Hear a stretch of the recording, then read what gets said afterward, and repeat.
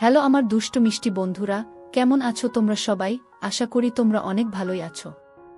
আমি তোমাদের সালমা আপু আবারও চলে আসলাম নতুন গল্প নিয়ে। আজকের গল্পটি শুনলে তোমাদের দাঁড়িয়ে যাবে, তাই গল্পটি শোনার আগে অবশ্যই হেডফোন ব্যবহার করো। হ্যালো বন্ধুরা, আজকে আমি তোমাদের বলবো একটি সত্য ঘটনা, যেখানে আমার বড় বোনের সরলতার সুযোগ নিয়ে আমার খালাতো ভাই আমার বোনের সাথে প্রেমের অভিনয় করে। তারপর আমার বাবা মা বাড়িতে না থাকায় কিছুদিন সে আমাদের বাড়িতে থাকত। একদিন রাতের বেলায় আমার বোন যখন ঘুমন্ত অবস্থায় ছিল, তখন সে চুপি চুপি লুকিয়ে গিয়ে সে আমার বোনের সাথে যা করল তা শুনলে বন্ধুরা তোমাদের মাথা গরম হয়ে যাবে, আর তোমরা হাপের কাজ করতে বাধ্য হবে। তাহলে চলুন বন্ধুরা, গল্পটি শুরু করি। গল্পটি শুরু করার আগে বন্ধুরা, তোমাদের নিকট আমার বিশেষ অনুরোধ, দয়া করে তোমরা আমার চ্যানেলটি সাবস্ক্রাইব করে আমাকে সাপোর্ট করবা। নবম শ্রেণীতে পড়ুয়া আমার বড় বোনকে খালাতো ভাইয়ের সাথে একা বাসায় রেখে 15 দিনের জন্য বাবা মা বেড়াতে যায়। শপিং করতে অনেক জায়গায় ঘোরাঘুরিও করেছিল। 15 দিনের শপিংও করেছিল অনেক। চতুর্থ শ্রেণীতে পড়ুয়া আমাকেও বাবা মা সাথে করে নিয়ে যায়। বড় আপাও যাওয়ার জন্য অনেক বায়না ধরেছিল। মায়ের পায়ে পর্যন্ত ধরেছিল তাকেও সাথে নেওয়ার জন্য। কিন্তু বড় আপাও ছিল ভীষণ মেধাবী, তাই মা বলেছিল 15 দিনে লেখাপড়ার অনেক ক্ষতি হয়ে যাবে। যদিও বর্তমানে 9-এ পড়ে, তবুও পরের বছর এসএসসি পরীক্ষার ভালো প্রস্তুতির জন্যই মা বাবা বড় আপাকে সাথে নেয়নি। মায়ের ইচ্ছে ছিল বড় আপা এত ভালো করে লেখাপড়া করবে যেন ভবিষ্যতে মেডিকেলে চান্স পেয়ে ডাক্তার হতে পারে। সেদিন বেড়াতে যাওয়ার জন্য বড় আপা সে কি কান্না! যাওয়ার সময় আপার কান্না দেখে আমারও কান্না চলে এসেছিল। মা বলেছিল, বড় বোনের জন্য মায়া দেখাতে গেলে তোকে ও রেখে যাব। আমার চাকরিজীবী মা একটু বেশিই কঠোর ছিল। বেড়াতে গিয়ে অনেক মজা হয়েছিল, বিশেষ করে বাবা মা অনেক আনন্দ করেছিলেন। কিন্তু কে জানতো এই আনন্দেই তাদের জীবনের সবচেয়ে বড় দুঃখ এনে দেবে। আমিও কিন্তু কম আনন্দ করিনি। এটাও মনে হতো আমি একদিন আমার স্বামীর সাথে ঘুরতে আসব, কিন্তু কখনো কখনো স্বামীর পরিচয় নিয়েও যে মানুষ প্রতারণা করে, এটা আমার জানা ছিল না। আর জানা ছিল না মিছিমিছি স্বামীর অধিকার নিয়ে কেউ সামনে আসতে পারে এটাও। আমার নাম রাধিকা। বর্তমানে আমি একজন চিকিৎসক। আমরা 2 বোন। আমার বড় বোনের নাম রাইসা। আমার মা একজন স্কুল শিক্ষিকা আর বাবা ব্যবসায়ী ছিলেন। আমাদের 2 বোনের মধ্যে আমার বড় আপা একটু বেশি মেধাবী ছিল। ক্লাস 5-এ আপা ট্যালেন্ট পুল বৃত্তিও পেয়েছিল। তখন দেখতেও অপূর্ব সুন্দরী ছিল। আমরা যখন বেড়াতে যাই তখন আমাদের বাসায় মোবাইল ফোন ছিল না। একটা ল্যান্ডফোন ছিল আমাদের বাসায়। কিন্তু ঘুরতে যাবে বলে যে ব্যাগ গুছানো সে কি তাড়াটাই না ছিল। বাবা মায়ের কয়েকদিন ধরে নষ্ট হয়ে থাকা ল্যান্ডফোনটা ঠিক করে যাওয়ার সময়ও বাবা মা আর পেল কোথায়। তাই বেড়াতে গিয়ে বড় আপার সাথে আমরা কোনো যোগাযোগ করতে পারিনি। আমরা যদিও সেখানে আমাদের আনন্দের কোনো কমতি রাখিনি। আর হ্যাঁ, বড় আপার জন্য কাপড় চোপড় কিনতে ও একদম ভুলে যায়নি। একজনের পরিচয় দিতে তো ভুলেই গেছি। উনি হচ্ছেন আমার খালাতো ভাই আরিফ মাহমুদ, যাকে আমার বাবা মা আমার বড় আপার সাথে একা বাসায় রেখে গিয়েছিল। উনি তখন অনার্স 3য় বর্ষের ছাত্র ছিলেন। এমন ভালো ছেলে দুনিয়াতে আর একটাও ছিল না। যদিও সেটা আমার বাবা মা খালাদের চোখে ছিল, কিন্তু আমার চোখে ছিল না। বাবা যদিও আমার দাদা দাদিকে বাসায় এনে রাখতে চেয়েছিলেন, কিন্তু 15 দিন তারা আমাদের বাসায় থাকলে 2 জন লোকের বাড়তি খরচ চালাতে হবে, সাথে আবার ওষুধের খরচ লাগবে। মায়ের এসব যুক্তিতে বাবাও আর কথা বাড়ালো না। আরিফ ভাইয়াকেই আপার সাথে বাসায় রেখে গেল। 15 দিন ছুটি কাটিয়ে যেদিন বাড়ি ফিরে এলাম, সেদিন বাড়িতে ঢোকামাত্রই আমার খালাতো ভাই আরিফ সাহেব তার ব্যাগ নিয়ে আমাদের বাড়ি থেকে বের হয়ে যায়। এমনভাবেই রেডি হয়েই ছিলেন উনি, যেন আমরা ঘরে ঢুকলেই উনি বের হয়ে যেতে পারবেন। বেড়াতে গিয়ে উনার জন্য মা চকলেট, শার্ট কিনে এনেছিলেন। খালা খালুর জন্য কাপড় চোপড় কিনে এনেছিলেন। সেগুলো ওনাকে মা নিয়ে যেতে বলেছিলেন, কিন্তু ব্যাগ থেকে মায়ের সেগুলো খোলার সময়টুকুও পাননি। ওনার সামনে পরীক্ষা আছে বলে হনহন করে বেরিয়ে গেলেন। সত্যি কয়েক মাস পরে ওনার পরীক্ষাও ছিল। এদিকে অপাকেও খুব রোগা দেখাচ্ছিল। আপার মায়া হরিণীর মতো চোখের নিচে কিছুটা কালিও জমেছিল। আমরা ফিরে আসার পর থেকেই বড় আপা ছিল নিরুত্তাপ, কেমন যেন মনমরা হয়ে থাকত। বাবা মা বারবার মন খারাপের কারণ জিজ্ঞেস করা সত্ত্বেও বড় আপা কিছুই বলতো না। আমরা না থাকাকালীন রান্না করার জন্য বাসায় যে খালা আসতো তাকেও জিজ্ঞেস করা হলো, কিন্তু সেও কিছু বলতে পারল না। কিন্তু আপার চেহারা দেখে মনে হতো অনেক ঝড়ঝাপটা বয়ে গিয়েছে আপার উপর দিয়ে। যাই হোক, বেড়াতে গিয়ে আনা ড্রেস, কসমেটিক্স, চকোলেট সহ অন্যান্য উপহারের প্রতি কোনো আগ্রহ ছিল না বড় আপার। ঘটনা ঘটল 2 মাস পর। হঠাৎ করেই বড় আপা দিনে 2-1 বার বমি করত। তখন বড় আপাকে ডাক্তার দেখানো হলো। ডাক্তার টেস্ট করার পর জানা গেল বড় আপার নাকি বাচ্চা হবে। বাবা মায়ের মাথায় যেন আকাশ ভেঙে পড়ল।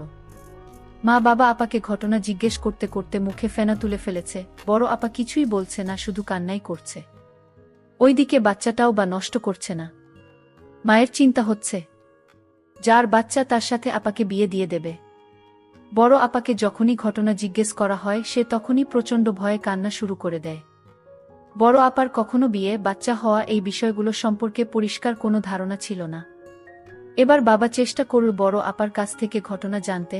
বাবা কিছুটা নরম হয়ে আবার ঘটনা জানতে চাইলে বড় আপা চিৎকার দিয়ে বলে উঠল, আমাকে না জানিয়ে তোমরা আমার বিয়ে দিয়েছিলে কেন? তোমরা তো বলেছিলে আমি লেখাপড়া করে ডাক্তার হব। সেখানে এত ছোট বেলায় বিয়ে দিয়ে কেন রেখে গেছ? এ কথা শুনে বাবা মার হাত পা যেন অবশ হয়ে যাচ্ছিল। বাবা মা জিজ্ঞেস করল, এমন মিথ্যা তোকে কে বলেছে যে তোকে আমরা বিয়ে দিয়েছি? বড় আপা বলে, সে মিথ্যা বলেনি, তার কাছে আমাদের বিয়ের কাগজ ছিল। আমি নিজের চোখে আমার বিয়ের কাগজ দেখেছি। এবার বাবা মা জিজ্ঞেস করে, আমরা যাওয়ার পরে কেউ কি তাকে জোর করে বিয়ে করেছে? সেই বিয়ের কাগজ বা কোথায়? আমাদের কাগজটা দেখা। বড় আপা বলল, না, তোমরা যাওয়ার পরে আমার বিয়ে হবে কেন? তোমরাই তো আমাকে বিয়ে দিয়ে এখানে রেখে গেছ, স্বামী স্ত্রীর সম্পর্ক করার জন্য। এবার বাবা মা আরো অবাক হয়ে যায়। বাবা মা জানতে চাইল, তোর বিয়ের কাগজ কোথায়? স্বামী পরিচয় নিয়ে এসে তোর সর্বনাশ কে করে গেছে? এবার আপা বলল, বিয়ের কাগজ তো আমার হাউসব্যান্ড নিয়ে গেছে, আর সর্বনাশ কেন বলছো? এটা তো বৈধ। তখন মা জিজ্ঞেস করল, এসব ঘটনা কখন হয়েছে? আরিফ তখন কোথায় ছিল? আরিফকে কিছু জানাস না কেন? তখন এসব ঘটনার কথা বড় আপা চিৎকার দিয়ে বলে ওঠে, আরিফ ভাইকে জানাবো মানে? মা কিছু না বুঝলেও বাবা ঘটনাটা কিছুটা ধরতে পেরেছে। বাবা জিজ্ঞেস করল, সে হাতি তোর সাথে কিছু করেছে? হ্যাঁ, তোমরাই তো আরিফ ভাইয়ের সাথে আমাকে বিয়ে দিয়ে রেখে গেছ, স্বামী স্ত্রীর সম্পর্ক করার জন্য। বাবা মা জিজ্ঞেস করল, এসব মিথ্যা কথা তোকে আরিফ বলেছে? আপা উত্তর দেয়, মিথ্যে কথা কেন হবে? আরিফ ভাইয়া আমাকে বিয়ের কাগজ দেখিয়েছে, আর আরিফ ভাইয়া এসব কথা তোমাদেরকে জানাতে নিষেধ করেছে। তাহলে নাকি উনি আত্মহত্যা করবেন? তাই আমি প্রথমে তোমাদেরকে কিছুই বলিনি। মা এবার কান্না করতে শুরু করল। মা বলল, আরিফদের সাথে তো কোনোভাবেই তোর বিয়ে বা শারীরিক সম্পর্ক বৈধ না, কারণ শিহাবের সাথে আমাদের একটা অন্য সম্পর্ক আছে।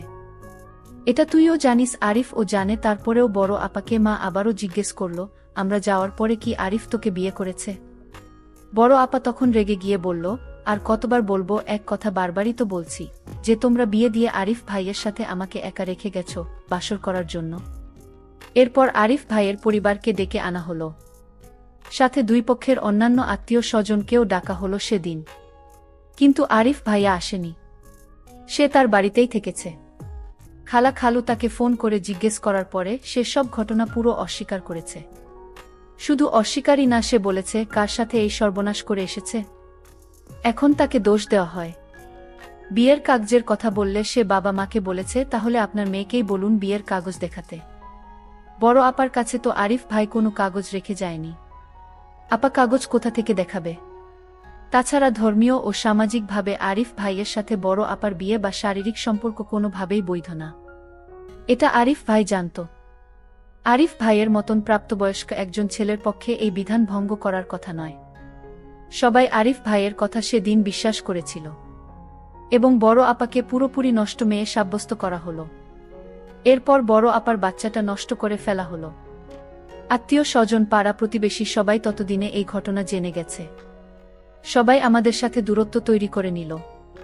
বড় আপার কোনো বান্ধবী আর বড় আপার সাথে মিশত না। আর পুরুষের কথা কি বলব, অনেক পুরুষ মানুষই বড় আপাকে দেখলে মনে হয় যেন একটা পতিতা দেখত। ওদিকে যেসব ছেলে বড় আপার সাথে বন্ধুত্ব করতে চাইত তাদের একটাই উদ্দেশ্য ছিল হয়রানি করা। বড় আপা কখনোই আর কারো ফাঁদে পা দেয়নি। বড় আপা না পেয়েছিল আত্মীয় স্বজনদের কাছ থেকে একটু শান্তি, আর না পেয়েছিল বন্ধুবান্ধব প্রতিবেশীদের কাছ থেকে একটু স্বস্তি। স্কুলেও ছিল একই অবস্থা, যেখানেই যেত কোনো না কোনো পুরুষ অসৎ উদ্দেশ্য নিয়ে লাগাতে চাইত। আত্মীয় স্বজনের কোনো খুশির প্রোগ্রাম, স্কুলের কোনো প্রোগ্রামে বড় আপাকে সবাই ঘৃণার চোখে দেখত। বড় আপাও খুশির প্রোগ্রামগুলো যথাসম্ভব এড়িয়ে চলত। আপার জীবন থেকে যেন সব খুশি বিদায় নিয়েছিল। সায়েন্স গ্রুপের বেশি বেশি প্রাইভেট পড়তে হতো। প্র্যাকটিক্যাল ক্লাস করতে হয় বলে ঘরের বাইরেও একটু বেশিই থাকতে হয়। বাবা কিছুটা বুদ্ধি করে বড় আপাকে ইন্টারমিডিয়েটে আর্টস গ্রুপে ভর্তি করিয়ে দেয়। প্রতিনিয়ত মানুষের দেওয়া যন্ত্রণা থেকে মুক্তি দেওয়ার জন্য বিভাগীয় শহরের সরকারি মহিলা কলেজে আপাকে ভর্তি করিয়ে দেয়। বাবা আপাকে মহিলা কলেজের আবাসিক হলে উঠিয়ে দিল। এবার বুঝিয়ে আবার একটু শান্তি হবে। কিন্তু না। ক্লাস 5-এ ট্যালেন্ট পুলে বৃত্তি পেয়ে আপা যে হয়ে গিয়েছিল এলাকার নামকরা স্টুডেন্ট, পাশাপাশি চেহারাও ছিল নাটোরের বনলতা সেনের মতো। পরবর্তীতে নষ্টা ধর্ষিতা মেয়ে হিসেবে তাকে কি আর মানুষের চিনতে ভুল হয়? সেই মহিলা কলেজ এবং কলেজের আবাসিক হলেও তো আমাদের এলাকার মেয়েরা ছিল। তারা আমাকে চিনতে ভুল করল না। তাদের মাধ্যমে এক কান দু কান করে ঘটনা অনেকেই জেনে গেল। আবার শান্তি পেল কই? ইন্টারমিডিয়েট পাশ করার পরে আপাকে ইডেন কলেজে ইংরেজিতে অনার্স ভর্তি করিয়ে আগের মতোই আবাসিক হলে উঠিয়ে দেওয়া হলো। এবার তো আমাদের বিভাগ থেকে অনেক দূরের শহরে পাঠিয়ে দেওয়া হলো। কলেজে ক্লাস করে একরকম ভালোই চলছিল, আবার কিন্তু কথায় আছে না, অভাগা যেদিকে যায় সাগর শুকিয়ে যায়। অনার্স ফার্স্ট ইয়ারটা ভালো গেলেও সেকেন্ড ইয়ারের শুরুতেই আমাদের এলাকার মেয়েরা আমাকে আবিষ্কার করে ফেলে। এবং কেউ কেউ আবাসিক হলের মেয়েদের কেউ বড় আপার ধর্ষিতা হওয়ার ঘটনাটা জানিয়ে দেয়। সেই ঘটনা হাঁটি হাঁটি পা পা করে ইংরেজি ডিপার্টমেন্টের সেকেন্ড ইয়ারের কোনো মেয়ের কানেও চলে যায়। আবারও সেই যন্ত্রণায় আপার সঙ্গী হয়ে রইল।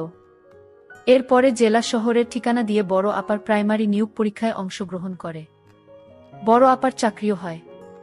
বড় আপা কোথায় চাকরি করে সেটা এলাকার কাউকে জানানো হয় না। উপজেলা থেকে আমাদের জেলা শহরের দূরত্ব 22 কিলোমিটার হলে হবে কি, বড় আপার অতীত জীবন তার স্কুলে যেতে 22 মাসও সময় নিল না।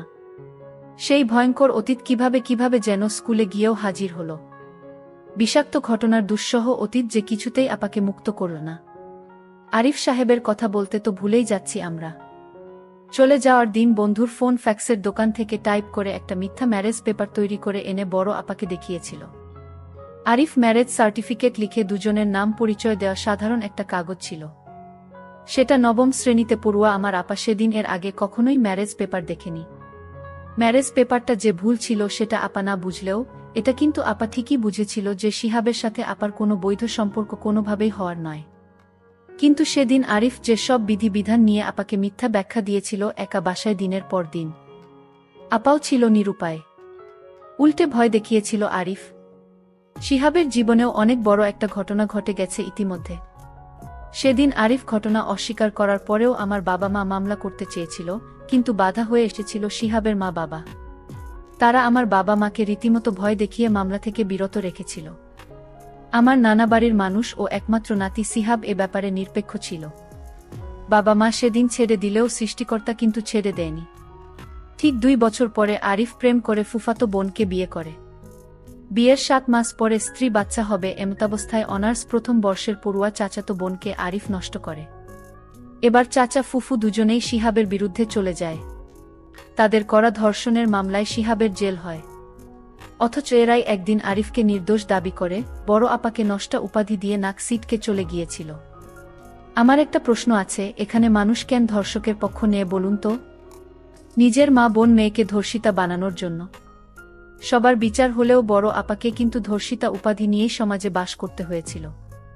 বাবা মা ও কেন জানি না বড় আপাকে একদমই সহ্য করতে পারত না। লেখাপড়া করেছে ঠিকই, কিন্তু কারণে অকারণে কষ্ট দিয়ে কথা বলতো। আর বাবা তো সবসময় ওই ঘটনার জন্য মাকে দায়ী করত। এরপর বাবা মায়ের মধ্যে নিত্য ঝগড়া বিবাদ লেগে থাকত। মোট কথা আমাদের পুরো পরিবারটাই বিষাক্ত হয়ে গিয়েছিল এর মধ্যে। আমাকে সবচেয়ে বেশি কষ্ট দিয়েছিল একটি ঘটনা, সেটা হচ্ছে আমার বিয়েতে বড় আপাকে আসতে দেওয়া হয়নি।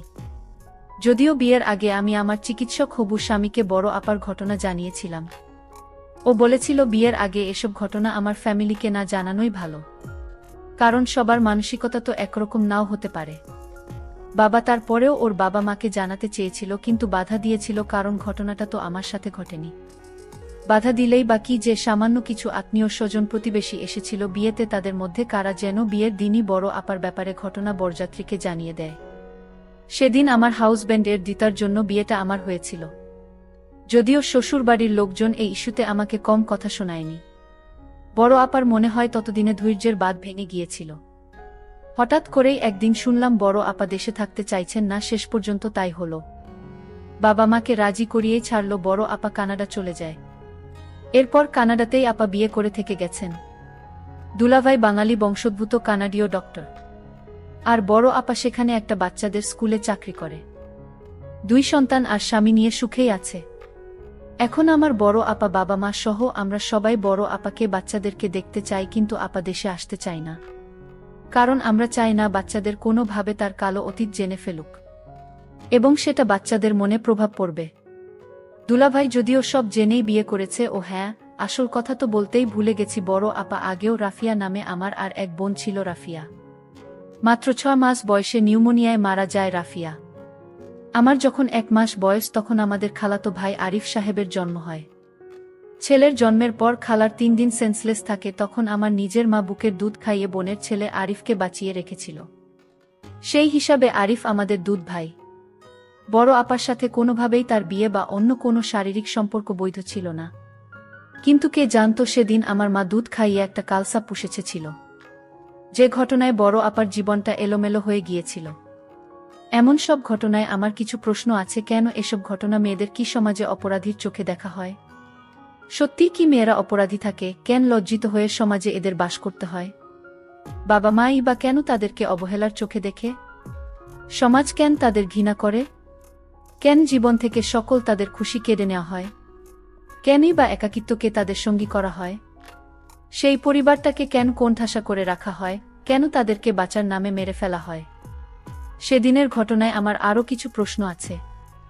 সেদিন দোষটা আসলে কার ছিল? আমার বাবা মায়ের, আরিফ নামক জানোয়ারের, আমার বউ, আবার এই সমাজের, নাকি আমাদের মানসিকতা?